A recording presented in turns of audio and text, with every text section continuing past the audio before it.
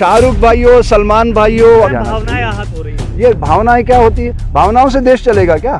न मैं हिंदू बनूं, न तुम मुसलमान बनो, मैं भी इंसान बनूं, तुम भी इंसान बनो। इसकी तादाद मिलियंस में जाएगी और नीचे जो व्यूअर्स आएंगे, आहा, इंसानियत से बड़ा कोई मजहब नहीं है।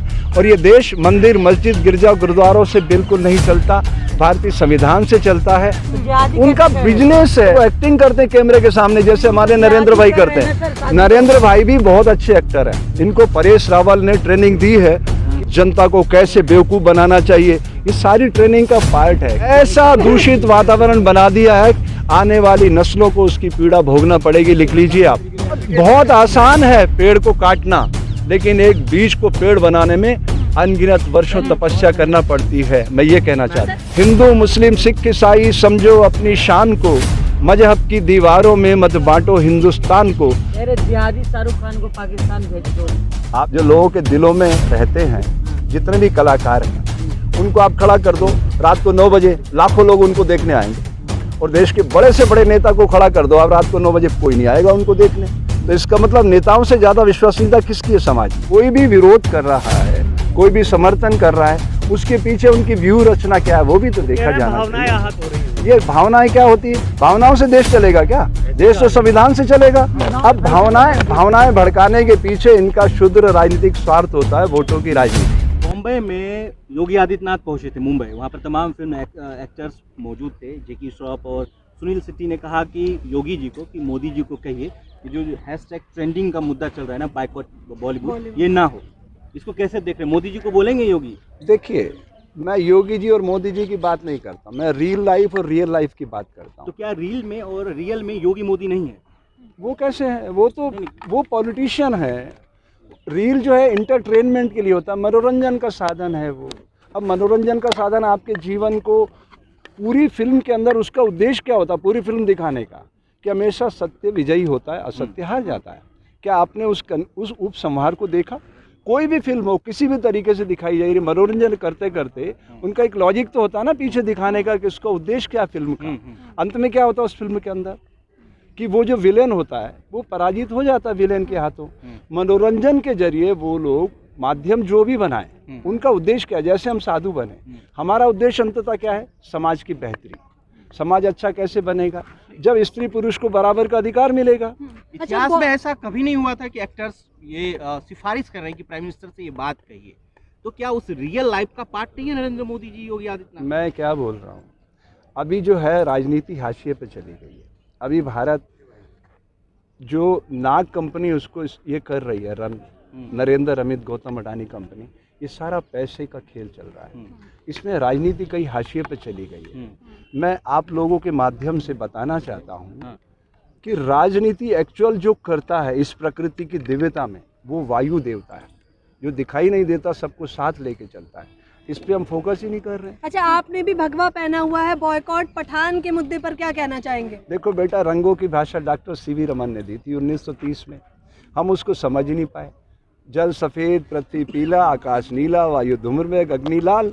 और ये जो सेफ्रॉन कलर है, ये तो सूर्य भगवान का कलर है। जब वो प्रकट होते हैं और जब अस्त होते हैं, वो हमें ये संदेश देते हैं, जन्म और मृत्यु के बीच कुछ समय है तुम्हारे पास, इस प्रकृति की बगिया को गुलजार करो। भारत की भूमि पर आए हो, ये ऋषियों की, तपस्वियों की भूमि है, यहाँ से सर्वे भवन्तु सुखिना का संदेश उठता है। समर्थन में है या विरोध में है? मैं ना समर्थन में हूँ ना मैं विरोध में, मैं इन सब से ऊपर हूँ। अहमदाबाद में तोड़फोड़ हुई है पठान मूवी को लेकर थिएटर में, कैसे देख रहे हैं बजरंग दल के लोग? देखिए, वीडियो वायरल है। राजनीतिक स्वार्थों के लिए ये सारे गेम प्लान किए जाते हैं, सब वेल प्लानिंग है। इसके पीछे वोटों का ध्रुवीकरण है और कुछ भी नहीं है।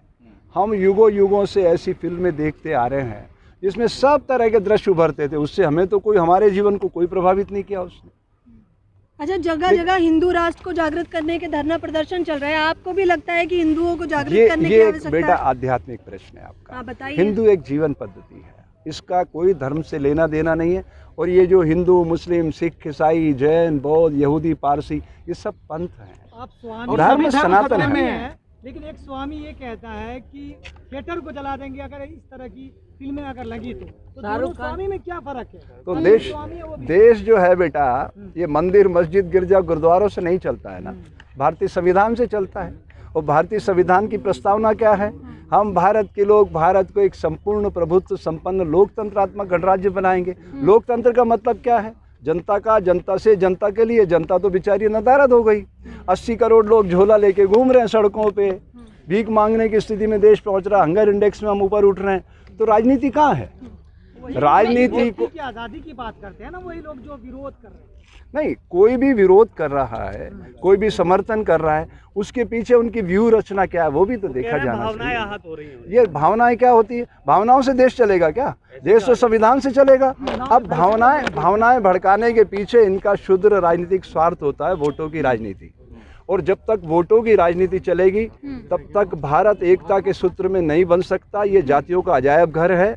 यहाँ युगों से अत्याचार समाज पे होते रहे हैं, होते रहेंगे। जब तक लोग भारतीय संविधान को अपने जीवन में नहीं उतारेंगे, जब तक कर्तव्य अधिकार के मध्य संतुलन नहीं होगा, तब तक भारत एक अच्छे लोकतंत्र में तब्दील नहीं हो सकता। मैं ये कहना चाहता हूँ। अयोध्या के साधु कह रहे हैं कि जिंदा जला देंगे, चमड़ी उखाड़ने की बात कर रहे हैं शाहरुख। साधु होना और दिखना बहुत अलग बात है। आज आपके सामने मैं एक बहुत ही सरल व्याख्या करना चाहता हूँ साधु की। जैसे नमक खारा है, शक्कर मीठी है, नीम कड़वा है, ऐसे हमारी सामाजिक व्यवस्था में व्यवसायी का धर्म है उद्योग की उन्नति, शिक्षक का धर्म है समाज का निर्माण, साधु का धर्म है समाज की सोई हुई चेतना को जागृत करना, और सैनिक का धर्म है राष्ट्र की सुरक्षा। तो राष्ट्रीयता से बड़ा कोई धर्म नहीं है। लेकिन एक बात याद रखिएगा मेरे भाई बहन, ये बात बहुत ताकत से मैं कहना चाहता हूँ कि राष्ट्रीयता से बड़ा कोई धर्म नहीं है, लेकिन मानवता से बड़ा कोई राष्ट्र भी नहीं। सबसे बड़ी है मानवता, जिस पे भारत के लोग काम करते थे, लेकिन दुर्भाग्य से इस नाग कंपनी ने देश में जो वातावरण बनाया। नाग कंपनी है? नरेंद्र अमित गौतम अडानी कंपनी। नाग पैसा, हाँ पैसा गौतम का लगा हुआ है, उस मदारी की चंग पे ये सब नाच रहे हैं, कुछ भी नहीं हो रहा है। और सारा एस्टेब्लिशमेंट नाग कंपनी का, लिख लीजिए आप। ये मैं आज नहीं कह रहा हूँ, किसान आंदोलन के दौरान मैंने ये नाम दिया था कि ये नाग कंपनी ही देश को इस दिशा में ले जा रही है। कह रहे जिहादी शाहरुख खान को पाकिस्तान भेज दो।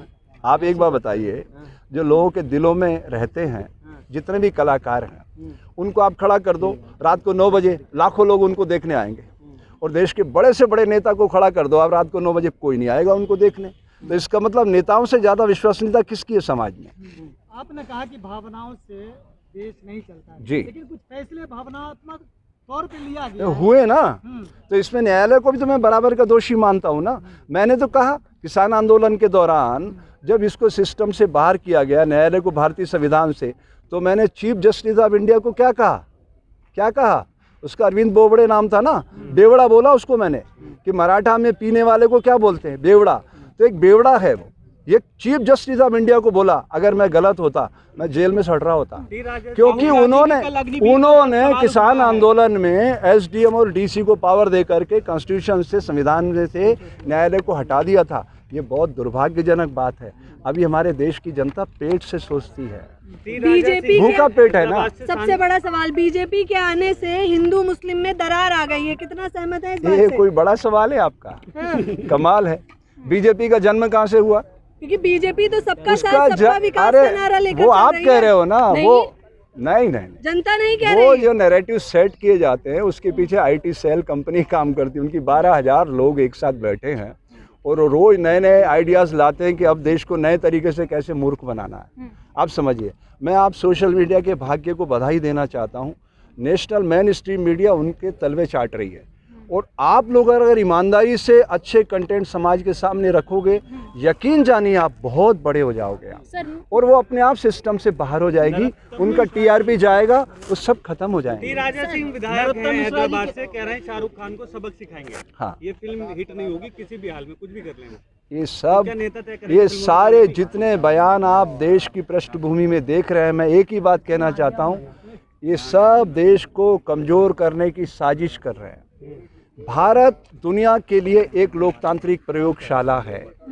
अगर बात को गहराई से समझिएगा, ये लोकतांत्रिक प्रयोगशाला है। 299 महापुरुषों ने मिलकर दुनिया के श्रेष्ठ विचारों को इकट्ठा किया, भारतीय संविधान में लिपिबद्ध किया। और अगर ये प्रयोगशाला सफल हो जाती है तो ये भी लिख लीजिए, धरती पर आने वाला हर नवजात शिशु विवेकानंद से कम नहीं होगा, जो सारी दुनिया को खुशहाल वो कह बनाएगा। रहे जिहादियों को चने बिचवाएंगे शाहरुख खान से। फिर भाई आप बारी बार एक ही प्रश्न कर रहे हो, शाहरुख भाई हो, सलमान भाई हो, अक्षय कुमार जी हो या ऋतिक रोशन हो, ये सब आर्टिस्ट है बेचारे, रियल लाइफ के लोग हैं, इनको आप पैसा दे के कहीं भी नचवा गवा लो, जिहादी उनका कैसे कह रहे हो? बिजनेस है। अभी ये बाबा का ढाबा है, आप जाओ खाना खाने, वो आपसे पूछेगा कौन हो आप, तो वो बेचारे रियल लाइफ के लोग, उसका जो प्रोडक्शन हाउस है, जो मैनेजर है, पैसा लगाने वाले जो काम कर रहे हैं, वो उनको नचवाते हैं अपने हिसाब से स्क्रिप्ट लिखवा करके। वो कोई अपने मन की बात बोल रहे हैं कि वो एक्टिंग करते हैं कैमरे के सामने, जैसे हमारे नरेंद्र भाई करते हैं। नरेंद्र भाई भी बहुत अच्छे एक्टर हैं, इनको परेश रावल ने ट्रेनिंग दी है कि 2 हाथ इतने ऊपर करने से क्या प्रभाव पड़ता है, इतने ऊपर रखने से क्या प्रभाव पड़ता है, इतना मुंह खोलने से क्या प्रभाव पड़ता है, जनता को कैसे बेवकूफ़ बनाना चाहिए, ये सारी ट्रेनिंग का पार्ट है। कैमरा ही वो ताकत है। देखो मैं अभी जंतर मंतर पे खड़ा हूँ, अभी जंतर मंतर पे खड़ा हूँ, मान लो यहाँ पे 10-20 लोग हैं आप सोशल मीडिया के, राइट, लेकिन आपकी ताकत कितनी बड़ी है। अभी यहीं से जैसे आपने ये वीडियो जारी किया, इसकी तादाद मिलियंस में जाएगी, और नीचे जो व्यूअर्स आएंगे, आहा, और जो मेरे बारे में बोलेंगे, मेरे सारे पापों का शरण रोज वो करते रहते हैं, सारे मेरी जितनी गंदगी मेरे मन में प्रकट होती है उस सबको वो धो देते हैं अपनी गाली गलौज से। तो मैं उन सबका स्वागत करता हूँ।